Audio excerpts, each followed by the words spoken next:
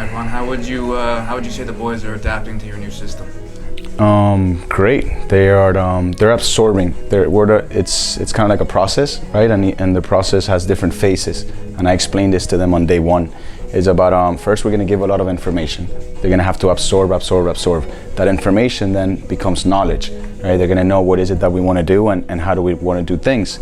Then that knowledge and information has to make sure that gets tested in training sessions when we go out there and we start doing and trying new things. And then after we test, hopefully we can execute on game days. So it's a process. I think they're adapting very well. I've been asking for a lot of tactical awareness and being disciplined tactically. The talent in that locker room it's huge, right? And the character and who they are as players and as human beings. Now little by little we'll get back to our to our north and what we want to do and how we want to do things. So they're adapting well. Have you found the confidence of the boys, especially coming off that last loss? How do I find them? The confidence, yeah. Well, on day one, I've noticed, right, when you walk in, I think I mentioned it to you guys on first day, I'm seeing the same players I saw last year, but the eyes look different on day one. But now you start to see how, their chest is starting to get big again, their eyes are opening, they're absorbing information, and confidence levels are going to keep getting higher and higher. The more we train, the more we're committed to what we want to do. And like I said, hopefully when we can execute on game days and grabbing positive results, it's going to help out a lot for them in the confidence department. Coach, how would you describe your coaching philosophy and how do you want to see that implemented tomorrow night? I want to make sure that we're a team that reflects the identity of our supporters, that reflects the identity of what the organization is. And this organization represents excellence in every department, in every part of the organization, and that's what we're going to demand that out of our players, is being excellent on everything we do. At the end of the day, listen, you can be successful or you can fail, and you can still be excellent, but we're going to demand that. We want to be offensive minded. We're going to make sure that we can have the ball, we can keep the ball, we can create spaces in between lines to be able to progress the field through those lines and attack with a lot of numbers, but at the same time be very solid defensively. That's how our supporters want to see us. That's how I envision the team playing, and it's part of the process, and processes take time. We're going to take this one game at a time. Hopefully tomorrow you guys are going to see a team on the field that is not afraid to go forward, that has high confidence levels, and that can go forward with a lot of numbers, attack. We can put together a good performance offensively and defensively that leads to a good result. And then how do you think your playing career has impacted the way you are as a coach? I had to navigate different moments, different situations in different countries and cultures. So it's important for me to have that in my back pocket, because I know how the players feel. I know how that guys in that locker room feel. And what I was telling you guys earlier is, I see the same player, but I saw their eyes were different. So I sat in that locker room before as a player, and I know how they feel. So now it's up to us to start injecting again confidence level, to start injecting a clear idea, a clear identity of how we want to do things. And then I have no doubt, guys, that the talent will do the rest.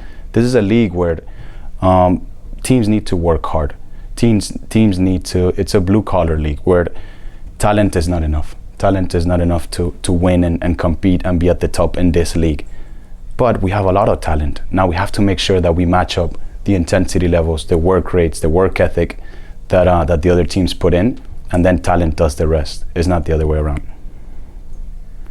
Coach, we talk a lot about fan experience and the fans having a really good time out on the field, and I'm not sure if you're familiar with the Puck to Pitch program, but it's basically a bus that comes and picks up the fans from the bars around Phoenix, and it takes them to the games, and then takes it back to the bars. And obviously getting to the games safely is important.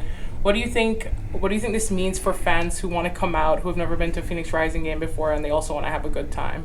Oh, it's incredible. I'm gonna sign up my wife to it so she can do it. That's great. I think it's a great idea. It's very good for the fans. You know what I mean? Because sometimes you get to know more people while you do those things, and that's how you develop also a sense of belonging. That's how you develop identity and people from the area that have a common interest and they want to spend some time together. This is why it's important for us to, as people are having fun, they want to come to the games to have fun.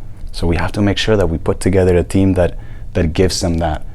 And in the position that we are, then it's going to be a lot of fun, but it's also a lot of adversity and at times suffering. But that's part of the business that we are, and our boys are ready to, again, navigate this moment, and I'm happy they're doing that, and hopefully the fans are enjoying it. So what are you expecting RGV's main threat to be tomorrow then? I respect Wilmer a lot, and I hate to play versus Wilmer a lot. This is a team that makes the games very uncomfortable. This is a team that at times they're not interested in outplaying anybody, but they're very well focused on outworking everybody. This is a team that has a lot of hard workers. That has a team that has a clear idea, in which they wanna progress the field quickly. They wanna get to a wide area and deliver crosses in. They're gonna get a lot of numbers in the area to try to win that first ball. If we win the first one, they're gonna fight for the second ball. And they have a mix of experience and youth that makes them very well stable and labeled. So it's gonna be a battle. It's gonna be a battle tomorrow, and it's what I told you earlier. We're gonna have to match up the intensity levels. We're gonna have to match up the work rate and work ethic. If we do that, then talent will carry us through the rest of the game. Obviously, you're coming in a unique situation mid-season and with 9 matches left. I know you just said you guys are taking it game by game, but have there been any discussions about how important each game is? Like a game like tomorrow almost being worth 6 points. Jason, brother, it's key. Tomorrow night is key, and everybody knows that. I don't have to hide behind a sentence to try to say that, to take away the importance of tomorrow's match. Tomorrow is very important. Tomorrow is a match that we have to make sure that we come out and we get the job done. We want to have a clear idea, clear identity, and do things tactically disciplined and solid. But it's also one of those games where if at times it's going to be uncomfortable, if at times it's not going to be the cleanest, we have to do whatever it takes to get a result. So that's the type of game that we're playing tomorrow. And it's one of those games that I can't wait to see the guys, how they perform and also how they react to this type of games. Well, over the next 2 games, should we expect to see some rotation given the number of games in a short space of time? Next 2 games, you say RGV and Colorado. We have a lot of depth in that locker room, and me coming in, it's also about giving opportunities to the guys. And when I say that every spot is up for the grabs, it is up for the grabs. And it's up to them to make sure they show up, that they can be excellent, that they can absorb the idea that we want.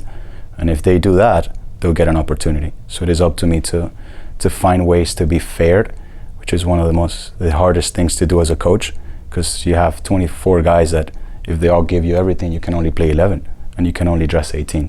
So being fair is very tough, but I'll find ways to make that race as close as possible, and then the final decision is mine. But yeah, we have enough depth to see some rotations this week. And then one player that you were linked with while you were in Oakland, who obviously left here, Jonah Levin. A fair few of the fans are asking for him to come back. Is that anything you'd be interested in? Listen, Jonah was here, and when I was with him, he did a great job. He's loved by the fans. He's loved in the locker room. He's someone that I know very well as a player and as a person.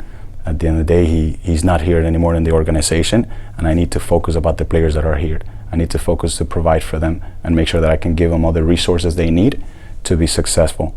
Once the season is done and we sit down and we close the books, we start thinking about next year and about what people can we bring in at that given moment.